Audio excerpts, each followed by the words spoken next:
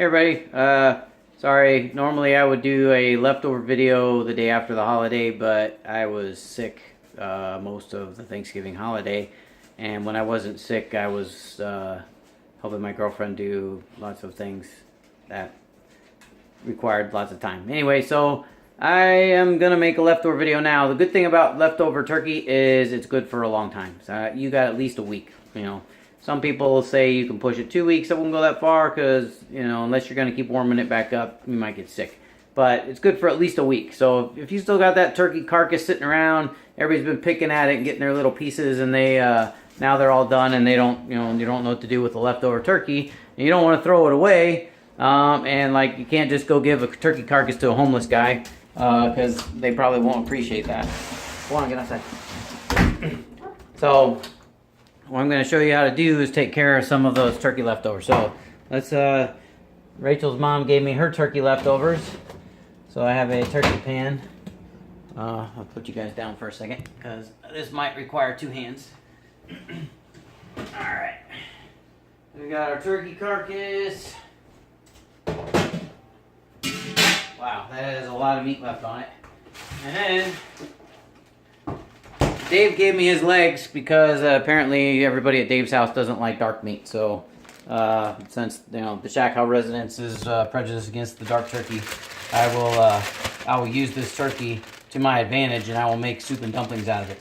So the good thing about turkey legs is, like, this meat in here is the juiciest meat on the turkey. Like the dark meat on the turkey, like everybody thinks that is the white meat is the juicy stuff. But like, you get a lot of, man, I can forget how crappy my lighting is. You get a lot of juice out of these turkey legs. I mean, you can see all this stuff sticking in the bag. That's the fat. That's the gooey fat that sticks to the, that's in there from all the juices that came out of the turkey. All right. So then, some other good things. See, I got more turkey legs because apparently where I was eating, they did not like turkey legs either. And because I didn't feel well, I didn't eat a turkey leg. So that's why I didn't eat turkey leg. But I like turkey legs. Anyway. More dark meat. The wings are really good. The white meat's good for sandwiches.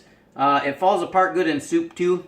Still pretty good, but it's not always the best. So you want to have some nice dark meat, and you want to have lots of bones. So like, see, I have the whole carcass here for all the bones. All right, so what we're going to do is, and it doesn't matter that these turkeys came from different places, and go, if your neighbors are throwing theirs out, say, hey man, what you do with that carcass? Give it over. Especially if you like soup like I do. So anyway, I'm going to go get my stock pot, and I'll show you basically what we're going to do. Now, there's several things you can do because there's so much turkey here. Well, one, you're going to boil it till all the meat falls off the bones. Alright? So once all the meat's kind of boiling around in there, you can start fishing out the bigger pieces. And you can cut that up and you can make turkey salad. Then what you can do is you can keep, after you pull all the bones out, you can clarify that turkey, run it through some cheesecloth, which I have some cheesecloth. I'm not going to make a super long, huge video and show you everything you can do with it, but it's just some ideas. Is you get some cheesecloth and you run it through a strainer, or if you're like me and you are a cooking nerd and you have all of your stuff, you have one of these contraptions here where you put this baby together like this. Alright.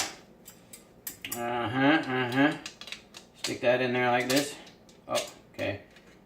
Serious, like little kids should be able to do this, and I'm having issues. Alright, so you stick this babies in like this, right? And then that sits up over your bowl, and then you put your strainer, which I don't know where my big pointy strainer is. I have a big pointy strainer that goes in here. Anyway, you put that in there, you line that with cheesecloth, and you pour your soup through there. And what it is the strainer that goes in here is like a big triangle, and it drains all the stuff out, and it keeps all the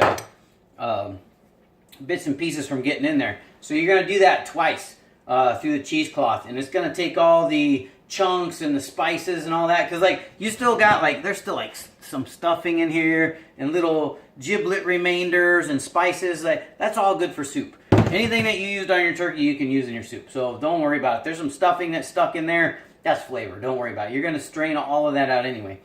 So after you boil down your turkey, and you pick the meat through, you get what you want for your soup, you get what you want to make some turkey salad, you can save all the broth. Now, a good thing is turkey broth can be used for anything that chicken broth can be made for, or can use in.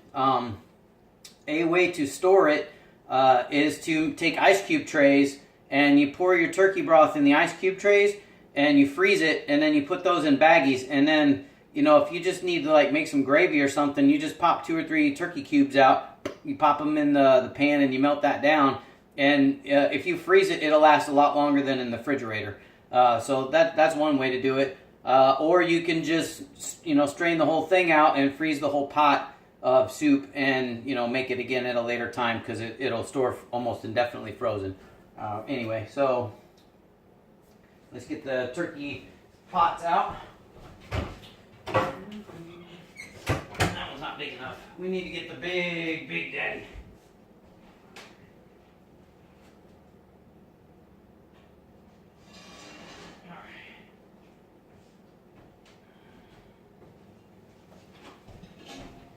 Alright, so you guys have seen this before. It's the stock pot. It's a big giant pot. Mine's got a double bottom on it. The reason I like the double bottom one is for some of the soups that I make, you brown your vegetables in the bottom in some oil first, like your onions and celery and carrots and all. You brown that up in the bottom, and if you have a double bottom pot, it takes that heat a little bit better. If you just have a single layer pot, it tends to scorch everything and burn it because it's just too much heat and it doesn't dissipate as well. So you don't want to do that. But anyway, so I like to have one that has a lid with a hole in it, a little bit of a hole to let some of the moisture out while it's boiling. You don't have to use that. You can use one that seals all the way and just kind of crack the lid a little bit off to the side when you're using it. That works too. And because this was kind of dusty, even though it's on the outside, I'm going to clean that off because I know Rachel's watching and she's going to see and she'll say that I used something dirty to cook with, and then she won't eat anything that she saw cooked in that pot. So I'm cleaning this so that doesn't happen. Alright. So you want to do the carcass first. Oh man, I went from 3 to nobody. Yeah. Alright. Alright, so you just take this baby out. You want the fat, the skin, everything but the feathers. I don't care what's on there. You're sticking it right in the pot. Just let it go. Wing, yeah, we like the wing. Leg, sure, we'll throw a leg in there. 2 legs, heck yeah. This is a neck. Necks are good. Neck bone's got lots of good stuff on it. Another wing. This is just a bone off the thigh. I ate the thigh, so we'll throw that in there. That's good. Miscellaneous turkey meat. We'll just throw that down in there. Another piece of wing, because I don't know how to carve turkeys very well, so the wing came off in pieces. That's my bad. Some more thigh meat, and we're just going to scrape all that together. Now, this jelly stuff, the gelatin-looking goo, that's good too. That's the fat. That's the turkey fat, so we want that, right? So we're going to take all that turkey gelatin stuff, we're going to throw it right in there. And I'm going to peel. So we used a turkey bag, or Rachel's mom used a turkey bag for this. I'm going to throw the rest of this out just because I don't know. I don't feel like rooting through the bag to see where everything's at. But the good thing is that makes it a lot easier to clean the turkey pan up. I'm just going to take that whole thing outside though, and then we're going to take the freaking awesome turkey legs from here. These big old fat mamas here. We're going to put those babies in there. Look at that. Oh, look, that's nice and gold. Dave, you do a good job cooking that turkey because that's some golden skin right there. That's going to be yummy. All right, I'm going to throw that in there. Anyway. And for those of you that don't know, the people that watch me regularly are like my friends that I've known like most of my life. And when I tease them and I make fun of them, I'm not being like some crazy like psycho person that's being mean to trolls. These are my friends that troll me on a daily basis anyway, so I don't worry about it. Alright, so I'm going to scoop all that. Oh, I found some more jelly. Look at that. Oh, jiggly jelly. We're going to throw that right in there. Black jiggly jelly going right in there. Yeah. That's flavor right there. Oh, piece of meat trying to escape. All right. So we got that all up in there. Now, it doesn't matter if you use hot or cold water. I'm washing my hands because I don't want to touch the stand with turkey jelly on my hands. Kind of gross. All right. Anthony, if you're watching my video, I just saw your thing pop up, and I can't chat right now. I'll get back at you later. All right. Anyway, so that's what your turkey looks like. You see, it's out almost full. It's almost at the top. Now, a lot of times you want to get the water to cover the turkey. However, because my stock pot isn't big enough, and the back is up in here, and I want to boil it so I can get this plastic out, because I'm not going to eat the plastic. As soon as it gets hot enough to remove this, I'm going to pull that out. But anyway, usually you want, if you're doing it with like a chicken or a rabbit or a squirrel or something small like that that actually fits in the pot, you're just going to fill up the water till it's over the top of the carcass and then boil it. But for this purposes, because there's so much in here, I'm going to fill it up almost till it covers everything, but not quite, because if I did that, it would be like way over the top and it'd be too watery. So we don't want that. And you use cold water. I use cold water because I know my cold water is like triple double filtered, and it goes through all kinds of reverse osmosis stuff because the water in Indiana sucks, and otherwise it would be stinky and gross. So I use the cold water. The hot water tank, your hot water sits. It's great for washing your hands and washing your dishes, but like it sits in that tank and it collects bacteria and it gets gross. So I wouldn't use hot water. I mean, you're gonna boil it, so it doesn't really matter. But like putting hot versus cold water in there, it's not going to boil any faster or slower, because water boils, you know, at 100 Celsius or whatever, so, or whatever. Is that 100 Fahrenheit? Nah, whatever. Whatever water boils at, 212? I don't remember. Yeah. Again, doesn't matter. Boil it. It takes a while to fill up the pot with that much stuff. Alright. Like I said, not quite covering everything, because what's going to happen is as this starts to boil and all those bones start to break apart and the gristle and stuff comes out, the yucky stuff that we don't want, some of it will float to the top and we can skim that off. And then like the big pieces of meat and all that will end up picking out with a fork later and just getting all off the carcass. But as you boil this, it's going to fall down into the pot and get all down in there. So you don't need to put too much stuff in there. Now, if this was just a plain carcass, like it hadn't already been flavored with anything, I would say this would be your time when you're going to put like a flavor packet in. So what you can do is, man, it smells like gas. And it wasn't me. I didn't fart. Anyway, what you can do, if I can find them, I'm in here somewhere. Maybe I don't. Oh, well, anyway. I had some spice bags. But anyway, what it is it looks like a tea bag. It's a little bag with little strings on it, and you take all your spices. You know, you want your parsley, your sage, rosemary, oregano, all that stuff, basil. You put all that in there. You can even stick your bay leaf in there. And then you tie that shut and you flick it in there. And what that does is it prevents you from having to strain all that stuff out of your soup later. You still get the flavor. It's easier to pick the little dirty tea bag out and throw that in the trash than it is to worry about the other stuff. But, you know, put spices you like in there. You can dip it, make it like tea, and that just makes it easier to get rid of all the floaties. Now, if you're like me and you really don't care about the floaties in your soup because you're going to strain it out anyway, then by all means just dump and pour. So this is like where cooking is up to you of what your tastes are. You really can't mess this up. If you put too much salt in it, you know, add a little more water. If you put too much pepper in it, you know, add a little more water. Just keep adding water until you get it the way you want it. I don't initially put salt in soup when I start cooking it. Sometimes, if like I said, if this wasn't already a cooked bird that already has some flavor in it, I would put some salt in the water and cook it that way, but you don't have to do that. It's not necessary. So anyway, I'm going to boil the snot out of this. Like, it's going to sit here. Once it comes to a boil, I'm going to turn it down to just a simmering boil, just so the water's just rolling. Not going crazy. You just want it to where like, you know, if you look down in there and it looks kind of like lava. It's just kind of bubbling around and it's swirling and all the little pieces are all crazy like a snow globe.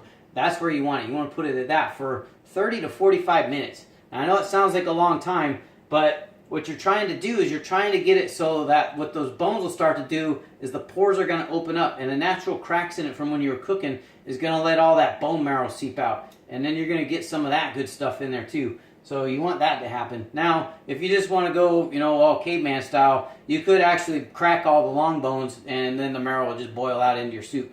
But sometimes you get splinters in your hand and then there's splinters in your soup.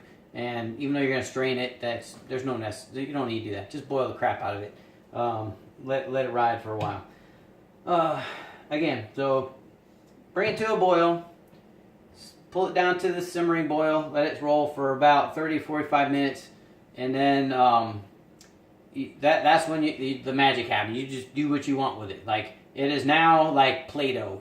You can reach in and grab the scoops. Well, it's going to be hot, so don't reach in with your hand. But you can like take a slotted spoon and you can scoop out the big pieces of turkey, fling them suckers to the side. If you like turkey noodle soup or turkey and dumplings with big chunks, then you can cut those chunks up and put that back in the soup later.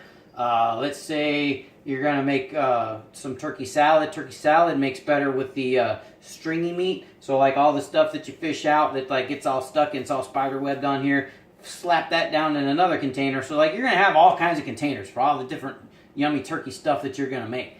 And you can find recipes all over online for leftover turkey stuff. But a lot of people don't know how you get there. They're like, leftover turkey, take your turkey and use it and make this. Well, if you don't know how to get the meat off the bone without sitting there with a fork and prying all that cold turkey off and trying to do something with it, like I said, this is your basic way to get it all off the bone and get it all separated. As the soup cools, the fat is going to float to the top. Now, you want some fat in your soup, all right? Because the fat it adds flavor. But everybody's watching their weight and their cholesterol and their calorie intake and all that. So what you do is, as it starts to get cold, you can skim that off.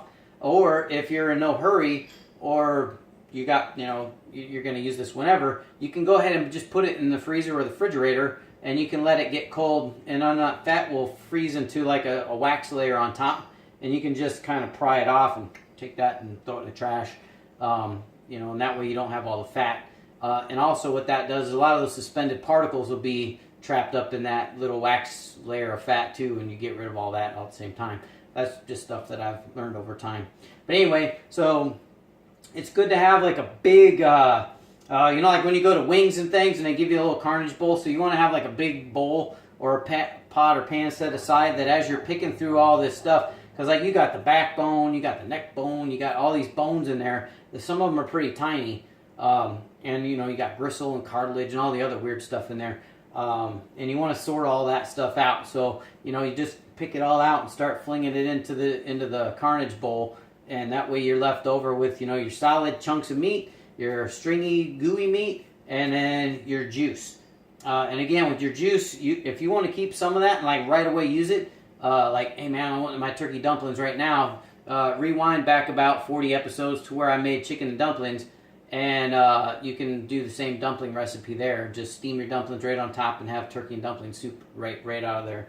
If you want to make vegetable broth with the turkey, you can strain it through the strainer, like I said. And again, if you don't have like cheesecloth, or you're like, man, that's too complicated, I'm not going to getting all that crap, you can take a clean dish towel, not this dirty one that I wipe my hands with, but you can take like a clean dish towel and you can put that in your colander and you can strain the stuff through there too. And this will catch, a nice cotton one will catch all the fat and a lot of the particles too.